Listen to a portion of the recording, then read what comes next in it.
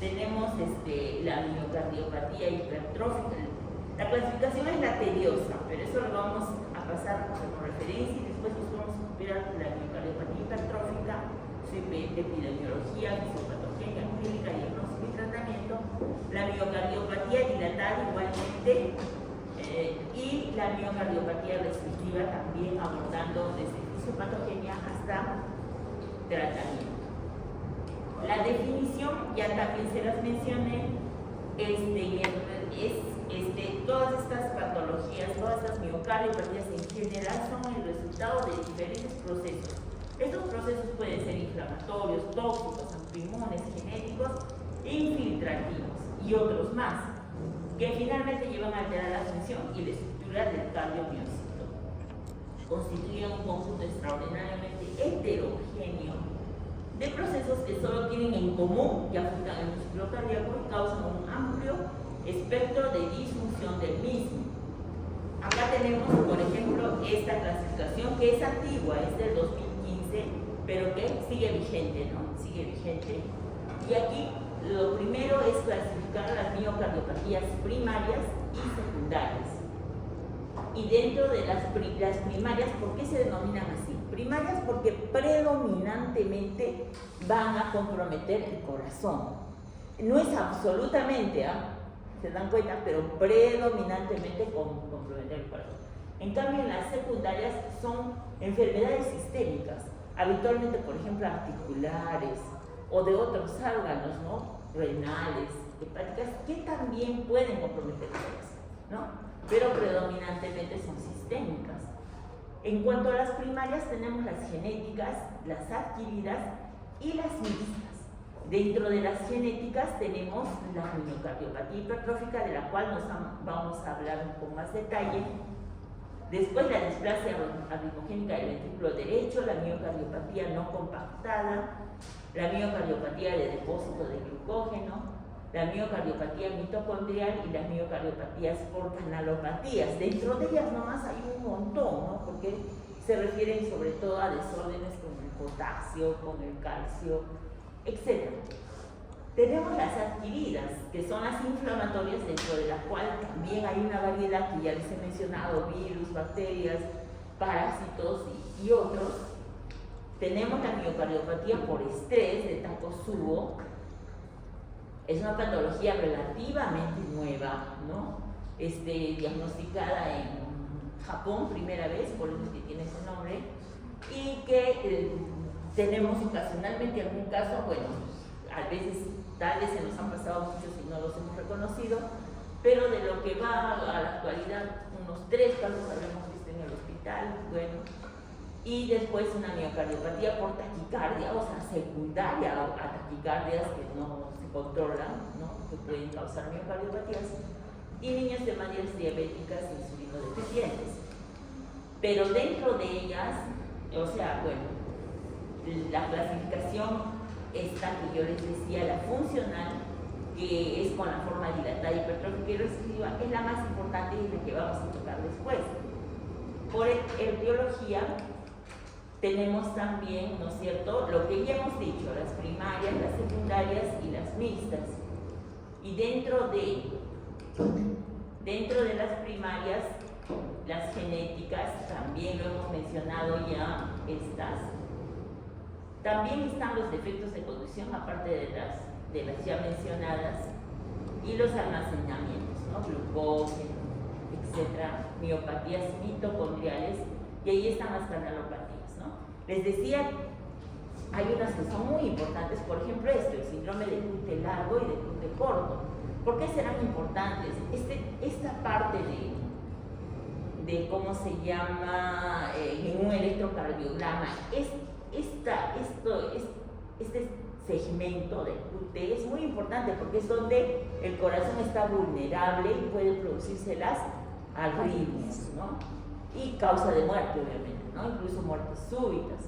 El síndrome de Brugada, que está en relación también a cardiopatías isquémicas, y la taquicardia ventricular polimórfica, colaminérgica, y la fibrilación ventricular, incluso idiopática, ¿no? Que también obviamente causa de muerte súbita. Y después, dentro de estas mismas primarias, después tenemos las mixtas, que son genéticas y no genéticas, y allí están, por ejemplo, la miocardiopatía dilatada, la miocardiopatía restrictiva primaria.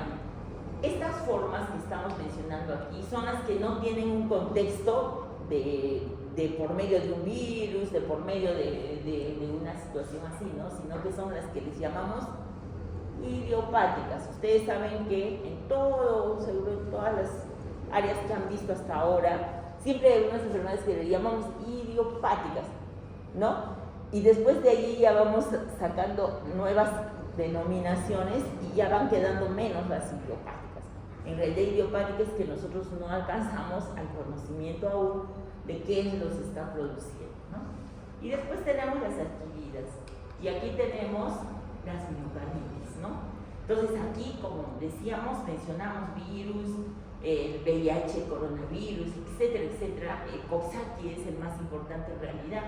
Tenemos bacterias, tenemos parásitos, tenemos chagas, tenemos miocardiopatía por estrés, el Takotsubo, y tenemos la miocardiopatía periparto y la taquimiocardiopatía, que es en relación precisamente a taquicardias no controladas.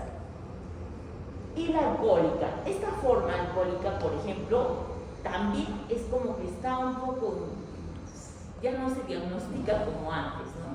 Cuando yo era como la edad de ustedes o ya residente, teníamos pacientes con cardiopatía alcohólica que dan formas dilatadas, ¿no?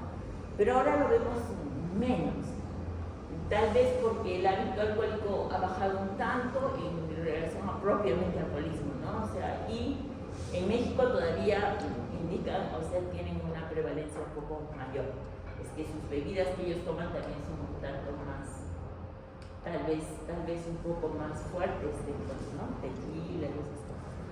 Entonces, en cuanto a las secundarias, tenemos las infiltrativas, por almacenamiento, tóxicas, endomiocárdicas.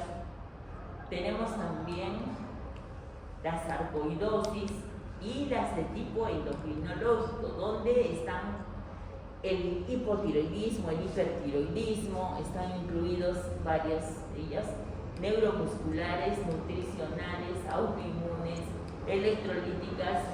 Y esto es importante, el tratamiento de cáncer. Esto, por ejemplo, antes no lo teníamos. Ahora es tan importante que incluso hay una subespecialidad, tal vez a ustedes puedan hacerla después, ¿no? La cardio-oncología, ¿no es cierto? O sea que ya hay cardiólogos que se especializan solo en eso. ¿Por qué? Porque el tratamiento del cáncer ahora cada vez es más común y hay más sobrevida de los pacientes, ¿no es cierto? Tratados con cáncer sobreviven mucho más, pero por efectos de la radioterapia y de la quimioterapia pueden hacer justamente miocardiopatía secundaria a los tratamientos, ¿ok? Y acá tenemos, ya nos vamos a entrar en el tema de lo que les mencionaba, la clasificación funcional. Entonces vamos a ver primero la miocardiopatía hipertrófica. Pero primeramente vamos a ver un poquito de las diferencias que puedan haber entre ambas, entre las tres, ¿no? Principales, y para poderlas distinguir. Algunas son tan sencillas como que, claro, en una falla dilatada, si es que es un corazón grande como una bolsa, obviamente la disfunción va a ser sistólica, ¿ok? En cambio, en la hipertrófica la disfunción va a ser diastólica. Inicialmente, cuando lógicamente una hipertrófica puede pasar a dilatada, por ejemplo en una hipertensión arterial, entonces desde luego ya también puede ser la falla sistólica, ¿no? Pero por per se, en una cardiopatía hipertrófica lo que va a fallar es la diástole. ¿Qué significa esto? Que no se va a poder relajar bien el ventrículo, porque está hipertrofiado, ¿no? Entonces no se dilata, incluso la cavidad resulta siendo más pequeña y no tiene esa compliance. Entonces, por esa razón es que se produce la falla.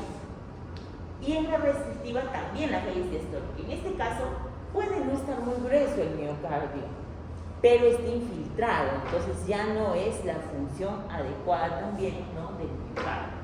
En cuanto al ventrículo izquierdo, la cavidad, obviamente en la dilatada va a estar dilatada, pero en hipertrófica va a estar reducida, más bien. ¿Por qué? Porque generalmente esta hipertrofia es concéntrica, entonces la cavidad va a estar reducida y en la restrictiva puede estar normal o puede estar algo reducida o también algo dilatada, ¿no? En cuanto a la fracción de eyección, definitivamente la fracción de eyección tiene que ver con la función sistólica, entonces va a estar también reducida, y la fracción de eyección en la hipertrófica va a ser normal, porque la contracción es normal. Lo que va a estar alterado es la diástole, no la sístole. Y en cuanto a la fracción de eyección en la restrictiva, va a ser normal o puede estar también algo disminuida. Referente al espesor miocárdico, en la dilatada va a estar normal o incluso disminuido el grosor.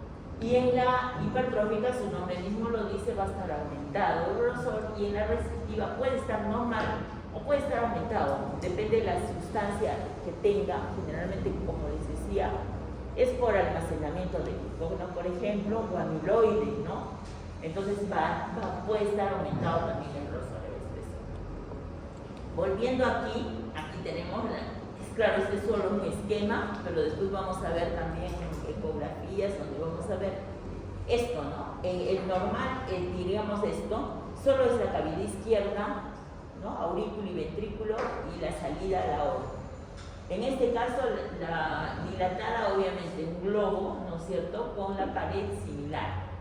Aquí tenemos una hipertrófica con una pared así de gruesa y la cavidad pequeña relativamente, y la aurícula también aumentada, ¿no es cierto?, porque obviamente va a tener más trabajo la aurícula para poder vencer esto que hay aquí, la diástole que está, ¿no es cierto?, es difícil de llenado cardíaco.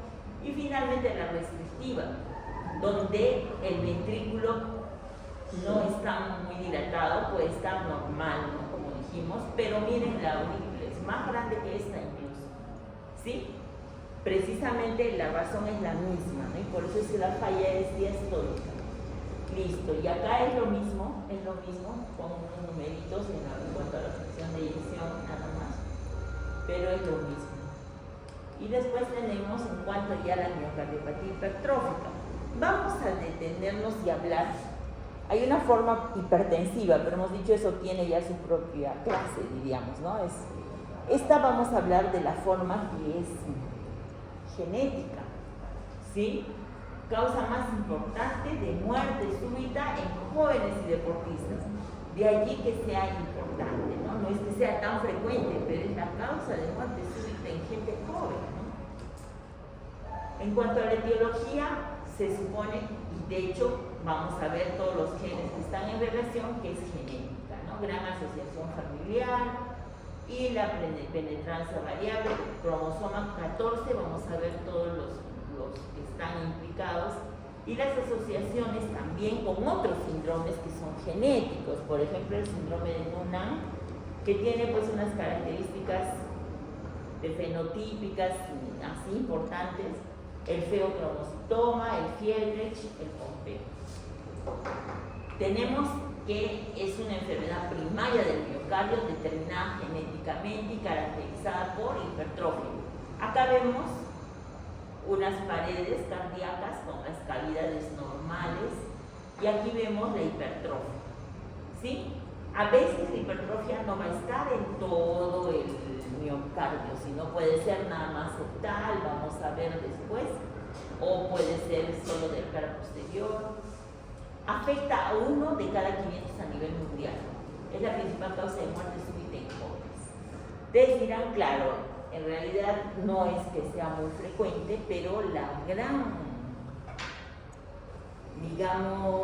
la gran importancia que tiene es que precisamente a veces se diagnostica post-mortem, ¿no? Muchas veces. Un atleta que está haciendo una performance grande en una actividad así muy importante, y esos son los que nos enteramos, ¿no? Pero no de los jóvenes que están corriendo de pronto y se mueren, ¿no?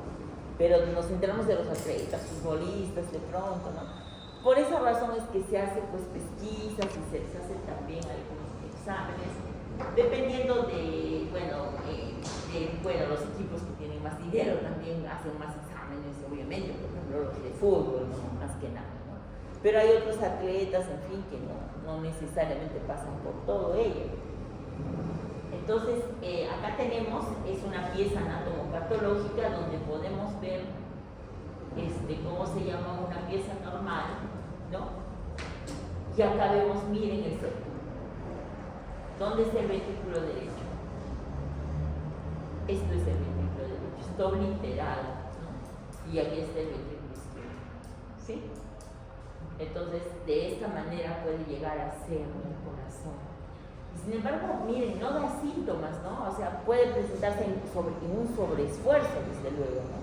Claro, alguien que no se, digamos, un estudiante de medicina, que no hace pues mucho esfuerzo, ¿no? O sea, que no sea atleta también, ¿no? Porque puede ser un estudiante de medicina, porque sea atleta, futbolista, que sí. Habitualmente no lo son, ¿no? Porque nos dedicamos a estudiar. Entonces puede sobrepasar esa edad, porque no hace un sobreesfuerzo, y entonces va a tener síntomas recién después, ¿no es cierto? Vamos a ver acá. Entonces, pero en cambio en un jovencito que de pronto, no, pues no, hace toda su actividad, todo normal, y de pronto, sin que todavía dé síntomas de enfermedad, se muere súbitamente o por un esfuerzo muy brusco que resta. Y las causas de muerte ahorita las vamos a ver también, ¿no? Entonces, este carácter familiar, transmisión autosómica dominante, características muy heterogéneas, cromosomas y genes afectados, son varios, miren, el 4Q11, cadena pesada de beta-miosina, 1Q3 troponina T beta cardíaca, 15Q2, 11 proteína de miosina, 3B, cadena ligera de miosina esencial y también de regulador. Entonces, todas estas son los que se han podido encontrar. De pronto al momento hay algún otro más, ¿no? Porque esto se va haciendo pesquisas y hay algún otro más que no he puesto yo de repente. Y entonces, da lugar a tres tipos, ¿no? Son tres tipos que se conocen de miocardiopatía hipertrófica, de acuerdo a dónde está el problema mayor, ¿no? Entonces, tenemos una forma asimétrica del tabique central, ¿no? Acá ven, ¿sí? ¿Se alcanza a ver? Central aquí. Un favorcito, cierra ya la puerta porque no creo que llegue nadie, por favor, ya, para que puedan tener una imagen un poquito mejor. Júntala, ahí, ya está. Entonces acá tenemos, ¿no? El gran septum y aquí están las cavidades. Esta es una imagen a predominio apical. ¿Sí? Miren, esto está normal. Esta es la que se puede pasar desapercibida cuando uno hace una ecocardiografía que no está, donde entramos aquí, así, de pronto, ¿no? Y de pronto ahí está normal las paredes, solamente aquí está el problema. Puede pasarse, normal. En cambio, una tomografía, una resonancia magnética es lo más adecuado, ¿no? Claro, una ecocardiografía en todo caso bien hecha, ¿no? Donde se tenga en cuenta cada uno de los segmentos, ¿no? También. Y aquí es la concéntrica, esto también es fácil de diagnosticar. Y tenemos que, en la fisiopatología, tenemos que hay aumento de calcio intracelular y hay dificultad para la relajación, ya dijimos, ¿no? Entonces, hay el sistema nervioso autónomo también, tiene que ver, hay un aumento de la PTD, que es la presión diastólica final, ¿no? Y tenemos que da un fallo diastólico, lo que hemos estado diciendo desde el comienzo, ¿no es cierto? Cuando es muy avanzada. Y tenemos que hay una situación muy importante, que es esto, el septum, ¿no? El movimiento sistólico del velo anterior. No hay una valvulopatía acá, no hay, pero este velo anterior de la válvula mitral es arrastrado hacia el tabique intraventricular. ¿Por qué razón? precisamente por el grosor que tiene, ¿no? Entonces es arrastrado y se produce un efecto venturi por flujo elevado en la sístole y se produce contracción de músculos papilares anormalmente orientados por tabique hipertrófico. El tabique hipertrófico es el culpable de esto, ¿sí? Y entonces la causa de muerte puede ser, por ejemplo, por obstrucción. Se produce una obstrucción en un ejercicio muy brusco, muy fuerte, puede producirse obstrucción, y la otra es que pueda producirse arritmias. Esas son las causas. ¿Ve acá, no? Con este efecto venturi puede producirse una estenosis dinámica subaórtica. No es que haya un daño aórtico, pero puede producirse una estenosis dinámica. Obstrucción del tracto de salida del ventrículo izquierdo en sístole por hipertrofia septal del septum interventricular, más el arrastre de la valva anterior mitral. Entonces, esas son las causas de muerte. Vamos a ver.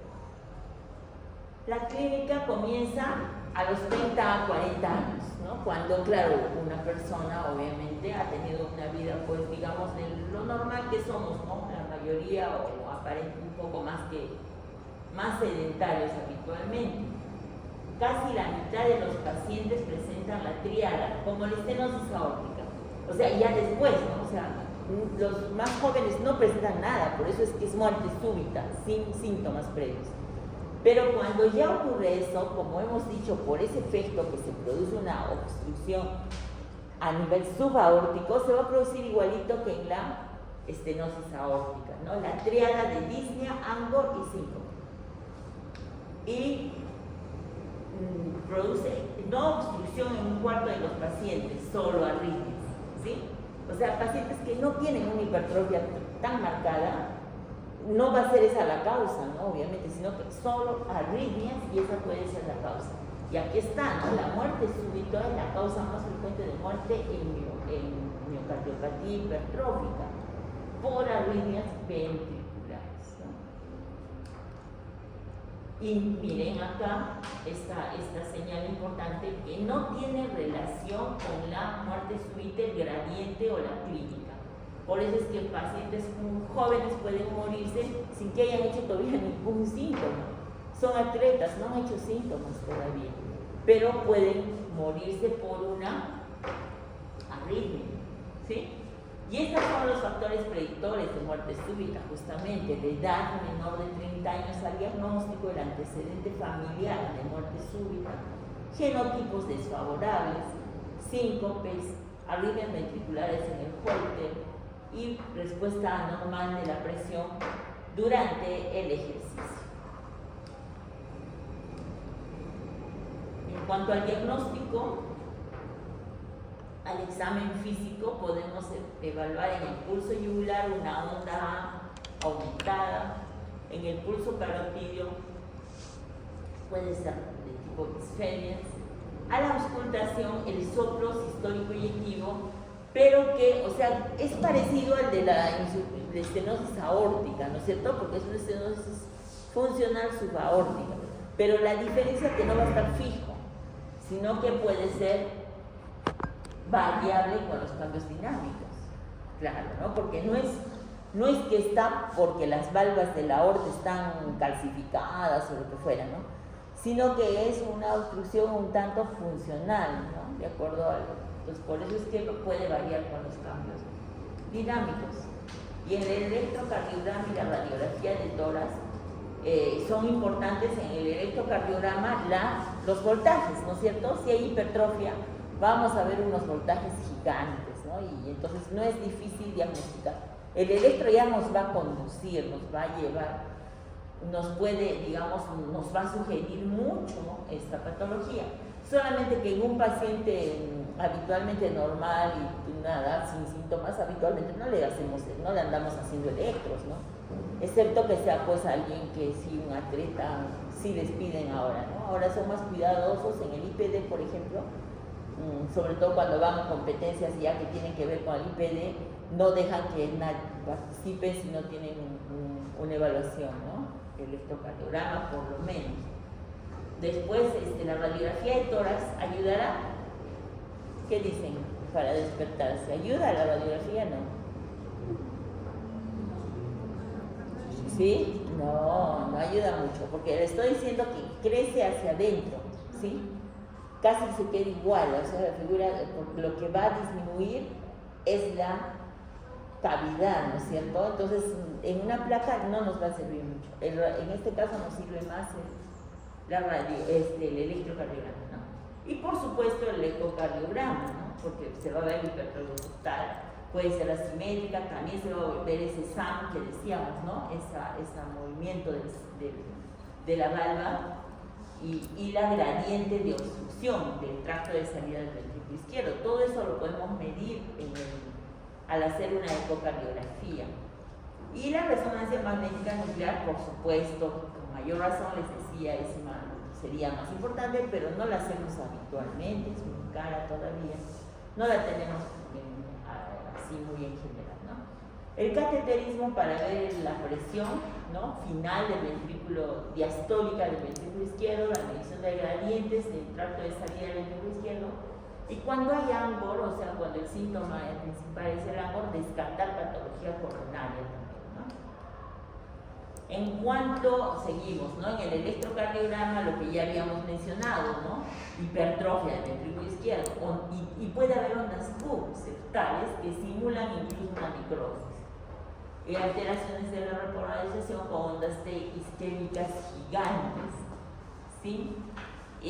Pero estas ondas T gigantes, aparentemente isquémicas, pueden ser por un isquemia pero secundaria, ¿no? No es porque realmente sean coronarios estos pacientes, sino que es por la masa muscular que es gruesa y los vasos no van a crecer igual, ¿no es cierto? Entonces obviamente puede haber esto que se puede ver, ¿no? En la ecocardiografía es indispensable para el diagnóstico, pronóstico y tratamiento, se mide el grosor parietal, dilatación de cavidades, y en el Doppler de la misma ecocardiografía nos permite valorar el gradiente subaórtico y también la coexistencia de disfunción diastólica en presencia de hipertrofia ligera a moderada, ¿no?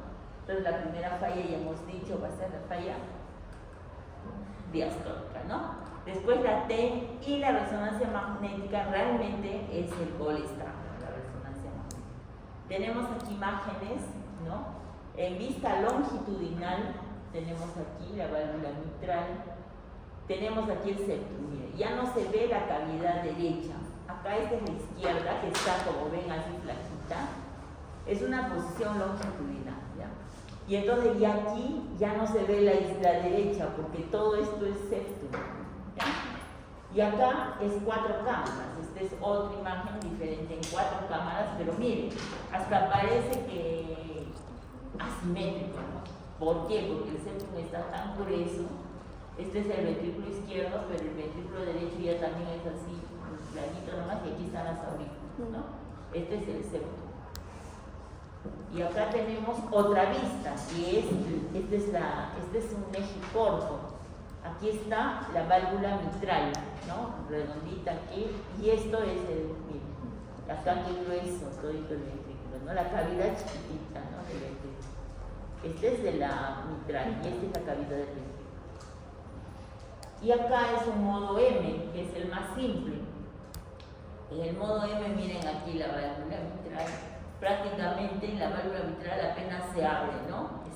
Toda la cavidad está ocupada, la abertura de la válvula mitral, ¿sí? Todo esto es el septum interventricular y esta es la pared posterior del ventrículo. Ya, entonces aquí ya es un repaso porque en realidad simula un infarto.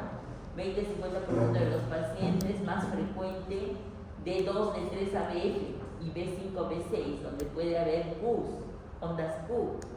Pueden relacionarse con el balance de fuerzas eléctricas que emanan del ventrículo izquierdo en contraparte con el ventrículo derecho. Y en el electro, lo que hemos dicho, hipertrofia septal, SAM, ¿no? La fracción de eyección va a estar normal y la insuficiencia mitral que puede darse también.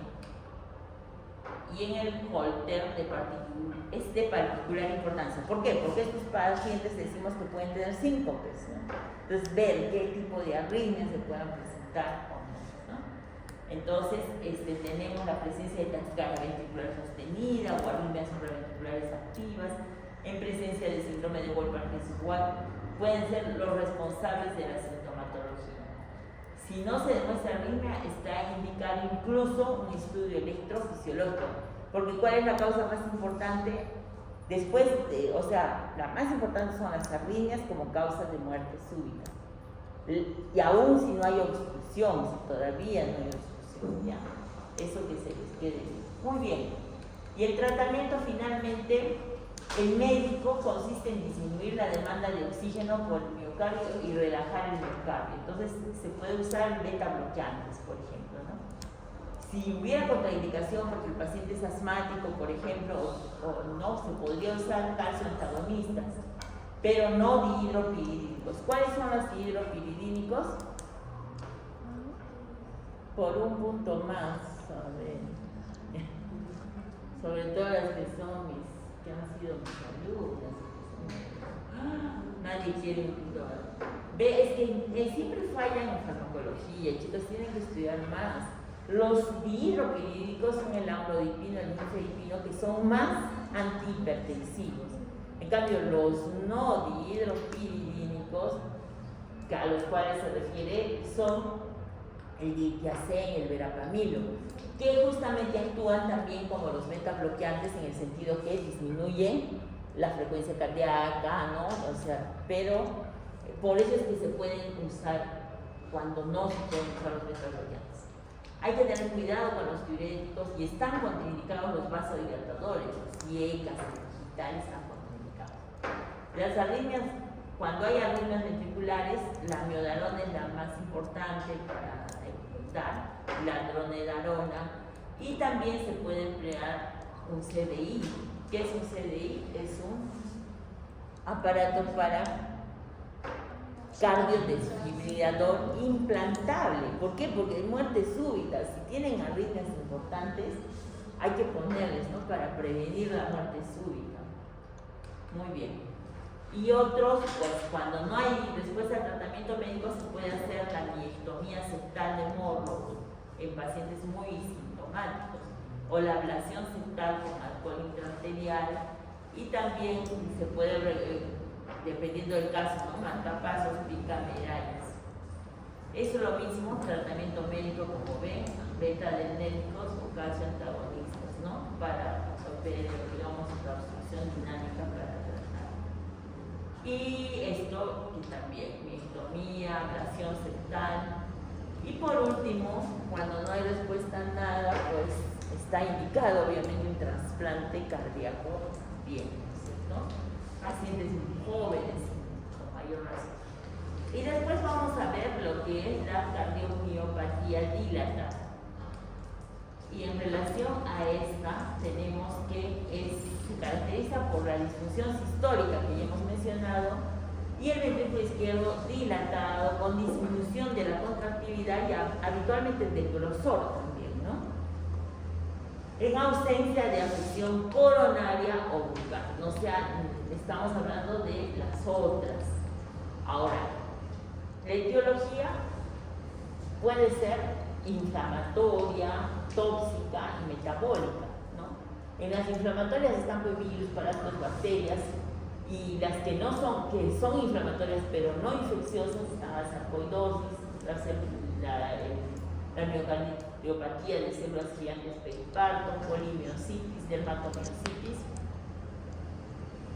Entre las tóxicas, la mencionada el alcohol, antineoplásicos, sobre todo las antraciclinas, cuando se tiene tratamiento con doxiciclina, por ejemplo, catecolaminas, hidrocloroquina, cloroquina, y entre las metabólicas el déficit de tiamina, selenio, déficit de electrolitos, calcio, fósforo, magnesio, endocrinopatías, diabetes mellitus, cromocitoma y hemocromatosis. Acá tenemos una larga lista de virus. Dentro de los virus, esto para acordarse, el Coxsackie y el ecovirus son los principales, y también el coronavirus que le estamos aumentando ahí, ¿no es cierto? Ya para el caso. En cuanto a las bacterias, antes era importante la difteria, les mencioné, pero ahora como no vemos difteria, obviamente ya no lo vemos.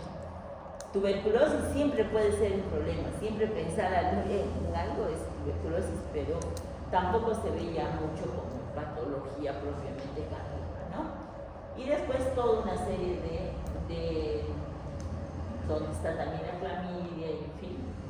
Y en las espiroquetas, que no las vemos nosotros, la sífilis veíamos antes, pero ahora también, por las razones que ya les dije, ya no lo vemos. Después está la leptospirosis, fiebre recurrente, enfermedad de Lyme, pero estos del año y eso, lo ven en la zona nórdica sobre todo, ¿no? Nosotros no tenemos esos problemas. Las micóticas sí hemos visto, yo he visto aspergilosis, terrible, una cosa, pero nunca me olvidaré en una ecocardiografía como si fueran esos donde la lotería que ponen los bolitos así, giran y giran, así estaba llenito, y eran esto, ¿no? Eran aspergilos, ¿no? En una paciente inmunodeprimida, que ahí estaba con corticoides, en fin, y se murió, esa paciente se murió, tenía un montón. Y después tenemos en las riquecias, tampoco las tenemos nosotros, pero sí tenemos protozoos, enfermedad de Chagas, ¿no? La más importante. Y también hasta los niños, ¿no? Y después están las no infecciosas, las cardiotoxinas, miren acá, antraciclinas, ¿no? No nos olvidemos de la cocaína, recuerdan Maradona, por ejemplo, ¿no? Tuvo una patología así importante por la cocaína, básicamente, ¿no? Después el alcohol, por supuesto. Y entre los trastornos sistémicos, el hipo y el hipertiroidismo son importantes. Siempre por eso verán que descartamos. Todos han hecho ya casi cardiología. Descartamos siempre tiroides, ¿no? Siempre. Radiación, ¿no? Y las reacciones de hipersensibilidad por varios antibióticos, en fin, incluso la dobutamina que lo usamos para, ¿no?, la falla cardíaca a veces, pero que también puede causar, y las picaduras de insectos, etc.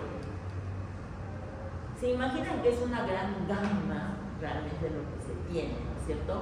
Por eso es que yo ando diciéndoles que ustedes ven en la visita, pero investiguemos algo más, ¿no? Porque entonces nos quedamos cortos y todo es coronario, ¿no? Pero ¿cuál coronario? Patologías que implican hipoquinesia general y es coronario. ¿Cómo va a ser coronario? Hasta mis alumnos dicen, no, pues no. ¿Por qué le vamos a poner coronario si no estamos haciendo coronariografía, nada? ¿Y por qué va a ser tan difuso? Ya tendría que estar normal, tendría que haber tenido 1 o 2 infartos. No tiene infartos y coronario. Entonces, francamente ya yo muevo nomás la cabeza. ¿Cómo vamos a poner coronario? Sí, no está bien. Es lo que no, digamos, ya no podemos ir más allá a buscar. Claro, no es fácil tampoco, ¿no? Y hay que tener medios, recursos, ¿no? Pero entonces ya de hecho decir es cuando está lejos, ¿no? Entonces, tener cuidado con eso, ¿no? Tratar siempre de, por lo menos, pesquisar lo más importante dentro del ministerio, ¿no? Bueno, el origen evidentemente parece ser inmunológico. O sea, ¿qué pasa? No es la primera infección, o sea, primero está una miocarditis, pero ahora lo que estamos hablando es ya del después. Por eso les digo, en coronavirus todavía no sabemos cuál es el después. Hasta ahora parece que, bueno, no va a ser tan importante, no sabemos exactamente. Hay evidencia que apoya la teoría inmunológica porque el marcado ha aumentado la expresión antigénica en los complejos mayores de histocompatibilidad en las biopsias. La reacción cruzada entre virus y proteínas miocárdicas, llamada mimetismo molecular, es importante en el daño miocárdico por complejismo. Las miocarditis activas tienen moléculas que expresan ICA1 y la persistencia de esta juega un rol en la inflamación continua miocárdica a diferencia de las miocarditis que se curan, ¿sí? No todos van a eso. Yo he visto un paciente jovencito que hizo miocarditis, bien jovencito de Juliaca, pero un chiquillo y parecía un niño, pero tenía ya 18, 19 años, pero parecía un niño.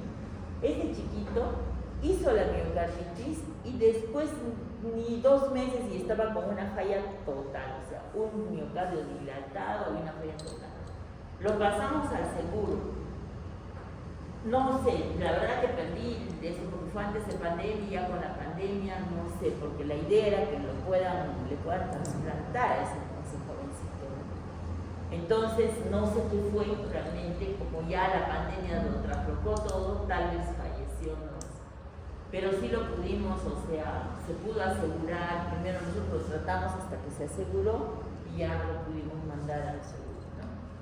Y después tenemos que los virus provocan cambios endocrinos, neurobioquímicos también que se semejan a lo que puede pasar con el estrés, efecto citotóxico directo, necrosis fibrosis reparadora, y esto, ¿no? Los linfocitos T sensibles que producen miocitolisis focal por inotropismo ayudados de citoquinas y óxido nítrico, que modulan la expresión de esto, las metaloproteinasas y los inhibidores de ellas, ¿no? De las metaloproteinasas. Y aquí están, ¿no? Las involucradas, metaloproteinasas que aumentan y disminuyen los inhibidores de las metaloproteinasas y aumenta el remodelado anormal del ventrículo izquierdo. O sea, todo esto está comprobado, ¿no? Y la interleuquina 10 y la 15 tienen efectos antiinflamatorios y antivirales. Y tenemos aquí, ¿no? Factores genéticos, alteraciones inmunes, infección viral, disminución del gasto cardíaco, manifestaciones de insuficiencia cardíaca, hipertrofia y dilatación, destrucción del tejido miocárdico del sistema de conducción, trastornos de la conducción o arritmias activas, ¿no? La muerte de miocitos o apoptosis va a llevar a la cardiomegalia, ¿sí? Pero también ustedes dirán, parecido, doctora, ¿no? O sea, la hipertrófica finalmente, esto es importante, las arritmias. Ya, pero en este caso los trastornos de conducción son importantes, ¿no? Generalmente un electro va a tener trastornos de conducción y arritmias también. Algunos de los reportes de COVID, ¿no? Con miocarditis. Hay muchos más en realidad ahora, ¿no? COVID con miocarditis, ¿no? Reportes y reportes. ¿Y cómo es que se produciría también, ¿no? Aquí, ¿no? Esta secuencia de cómo se produciría el daño. Porque puede haber injuria y el paciente, un paciente que ya tiene algún problema coronario, obviamente se veía más infartos por el hecho mismo de la inflamación. Hay una inflamación sistémica, hay aumento de los factores de coagulantes, ¿no? Procoagulantes y varias cosas por las cuales podrían hacer una injuria, ¿no? Pero también hay una injuria que se puede hacer sin que tenga enfermedad coronaria. ¿Ya? Y después tenemos, bueno, la clínica en general. Esto no es la clínica en general. La disnea no falla, ya les digo, creo siempre les digo, cuando tengan dudas, a ver qué síntoma, la disnea no va a fallar. En cualquier patología que tengamos cardíaca, la disnea, más que el dolor, la disnea. En este caso, por ejemplo, dolor no hay, ¿no? O sea, no está mencionado el dolor, claro. Y además otro problema puede ser, pero la disnea, la ortomia, la disnea paroxística nocturna, la fatiga. Y al examen físico encontramos de todo, ¿no? Hepatomegalia, edema, confobea, aumento de la presión venosa yugular, ¿no? Ingurgitación yugular y reflujo hepatoyugular. El galope puede ser, ¿no? Tercer ruido, ritmo de galope. Soplo sistólico por insuficiencia mitral, ¿no es cierto? Pero que no es funcional, ¿no? Y acá tenemos algunos de los signos. Y después el diagnóstico puede hacerse por, hemos dicho que aquí hay varios bloqueos, ¿no? Y el más común es el bloqueo de rama izquierda. Y también puede haber fibrilación auricular, ¿sí? Todos han visto fibrilación auricular, me imagino. Todos han visto, en el hospital donde hayan estado han visto fibrilación auricular. Muy relacionado con la cardiopatía dilatada, obviamente, ¿no? Aunque puede estar en otros pacientes también, no necesariamente dilatado. Y tenemos en la radiografía, ahí sí, ¿no? Ahí sí, ¿cuál te ayuda más? Claro, el electro te ayuda por los trastornos de conducción, pero no es específico, ¿no? Pero la radiografía sí, rapidito lo vas a ver, tremenda dilatación, ¿no? Generalmente, a veces incluso en pacientes que van por otra patología y de pronto hacen una radiografía de pulmones y ahí mismo nos los mandan, ¿no? A veces a pacientes que todavía no tienen mucha sintomatología o las están confundiendo con que sean respiratorios, ¿no? Por la disnea, y ya no los mandan con una placa así, cardiomegálica, cuestión venosa y edema. Y en el ecocardiograma, la gran dilatación, acá con una pelotita, el ventrículo circular se pone como, adquiere esta forma, ¿no? Que no es la forma del ventrículo, obviamente. Dilatación del ventrículo izquierdo, generalmente la FEBI va a estar menor de 30%. Se puede detectar trombosis murales, la contractividad del ventrículo izquierdo va a estar muy alterada, pero en forma global. Y en la ergometría se puede hacer una ergometría para evaluar pronóstico, pero con mucho cuidado, obviamente, ¿no? Sobre todo si hay arritmias. Y acá tenemos otro, ¿no? Otra vista. Aquí es el ventrículo izquierdo y este es el ventrículo derecho. Bien dilatado. O perdón, el ventrículo izquierdo y este es el ventrículo derecho. El tratamiento es el de la falla cardíaca, o sea que esto lo van a ver cuando hagan insuficiencia cardíaca. Los 4 fabulosos, ya saben cuáles son, ¿sí? IECAS o ARA2, ¿no? Acá es IECAS o ARA2, ¿no? Bloqueadores de angiotensina. El otro es beta bloqueadores, espironolactona, bloqueador de aldosterona y estos, ¿no? Los inhibidores del cotransportador de sodio y glucosa, la dapaglifosina, la isoglifosina, las que estamos utilizando ahora. Esos son los 4. Por supuesto, además de eso pueden estar los diuréticos, desde luego. A veces más bien empezamos por el diurético cuando el paciente viene habitualmente descompensado con congestión o pulmonar o un montón de edemas, hepatomegalia. Obviamente que el diurético se utiliza, pero lo que hablamos es a largo tiempo, ¿no es cierto? ¿Cuáles son los que efectivamente sabemos que lo van a ayudar y porque actúan fisiopatológicamente y porque promueven una mejor sobrevida y todo ello son esos 4 fantásticos que diríamos, ¿no? Listo. Entonces, y el ARNI, ¿no? Nos olvidábamos del ARNI, que en vez de estos, ¿no? Y ¿por qué no lo damos mucho? Ustedes ven que no lo damos mucho, el valsartán más acubitrilo. Pero puede ser otro ARA2, sino que el que tenemos en disposición es valsartán más sacubitrilo. ¿Qué es el sacubitrilo? Es inhibidor de la neprisilina. Ok. Entonces, esos son los que damos. No lo damos mucho, pero no es porque no se pueda dinero, está bien. Es porque el costo y no lo tenemos en nuestro estudio, ¿no es cierto? Pero podríamos reemplazar por uno de ellos. Y ya está. Y llegamos a la última, que es la miocardiopatía restrictiva. Acá. Es una cosa que, bueno, en un ecocardiograma se evidencia así muy fácil y nos llama la atención cuando vemos unas aurículas así de grandes con unos ventrículos pequeños. Las 2 aurículas grandotas y unos ventrículos pequeños. ¿Sí? Entonces, hay restricción al llenado desde las aurículas. ¿Por qué? Porque esto está con una sustancia que puede ser amiloide, el más frecuente, ¿no? Que hace que esté dificultada el llenado ventricular, ¿no es cierto? Y por eso es que las aurículas se crecen así. Insuficiencia de las válvulas auriculoventriculares puede darse como parte del proceso. Consiste en la dificultad del llenado ventricular por una disminución de la distensibilidad en ausencia de enfermedad pericárdica. Si el pericardio está bien, el problema, los síntomas que puede dar se parecen a los de una pericarditis constrictiva. También lo van a ver seguramente. Entonces, en cuanto a la etiología, pueden dividirse de tipo infiltrante, por depósitos, fibróticas, endomiocárticas y otras, ¿no? Entre las infiltrantes está la más importante, la amiloidosis, que puede ser familiar, primaria y senil. En cuanto a las de depósito, está el glucógeno 2 y 3, la hemocromatosis y la enfermedad de Fabry, que no las tenemos mucho, ¿no? No las tenemos mucho. Fibróticos, radiación, esclerodermia, endomiocárdicas con radiación, también vienen otras causas más de cáncer, ¿no? Después de enfermedad fibróticas tropical, de Löffer, síndrome carcinoide y por fármacos también, la serotonina, la ergotamina. Por eso la ergotamina, ¿para qué se usa? Para las ninguno es migrañoso para las migrañas, ¿no?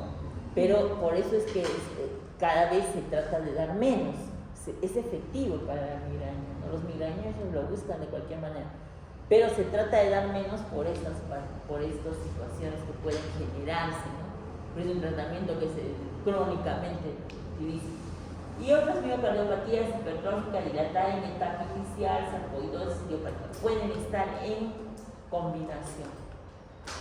Primer síntoma, intolerancia al ejercicio. ¿Qué cosa es al final? Es disnea, ¿no es cierto? ¿Ven? Por eso todos empiezan por disnea siempre, ¿no? Pierde, así, hepatomegalia, edema, signo de Kuznets positivo. ¿Ves este signo donde se ve? Justo en la pericarditis también, ¿no es cierto? Entonces, a la auscultación puede haber presencia de tercer o cuarto ruido cardíaco. Y esto que se ve aquí, ¿qué es? Es una tremenda citis con un ombligo protruido completamente, ¿no? Y acá tenemos, y justamente eso se parece mucho pues cuando hay enfermedades pericárdica, ¿no? Entonces en el electro, disminución del voltaje, puede haber disminución así del voltaje, también puede haber con frecuencia fibrilación auricular, ¿ya? Se va mucho con fibrilación auricular. En el ecocardiograma, engrosamiento del ventrículo izquierdo, disfunción diastólica, fracción de eyección, habitualmente normal, pero en las etapas avanzadas también puede estar disminuida. No calcificaciones, y en la biopsia, sobre todo en algunas de ellas, en la amiloidosis debe hacerse, ¿no es cierto? Debería hacerse para encontrar el material amiloide que se tiñe con ¿cómo se llama ese rojo de Congo? Ya, y aquí tenemos, miren, ¿ven? La diferencia, ¿no? Bien muy, muy disímil de lo que hemos visto en la cardiopatía dilatada, que el ventrículo es el grandote y acá vienen los ventrículos, ¿no? Aurículas. Unas grandes aurículas. Ya, la amiloidosis es la principal cardiopatía restrictiva por depósito de cadenas de inmunoglobulina, fibrillas de amiloide que infiltran el miocardio alrededor del sistema de conducción. Por eso es que causan muchos problemas del ritmo, ¿no? Porque están alrededor del sistema de conducción. En ecocardiografía se puede ver, o sea, uno que tiene un poco experto se puede llegar a ver un brillo retral. Ya uno puede sospechar, pero no da diagnóstico, obviamente, ¿no? Y engrosamiento del ventrículo izquierdo. En la biopsia se van a confirmar los depósitos de amiloide. Tratamiento de diuréticos, dioxina, tratamiento de insuficiencia cardíaca cuando ya hay insuficiencia cardíaca, y la colchicina puede ayudar en casos que la amiloide se acompañe de inflamación. No tenemos mucho realmente para estos casos, pero y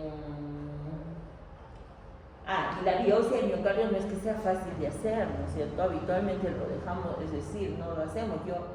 Los casos que hemos diagnosticado han sido haciendo biopsias, por ejemplo, en la mucosa yugal o la rectal, pero también son inespecíficos porque puede haber ahí amiloide, pero no necesariamente quiere decir que en el corazón haya amiloide.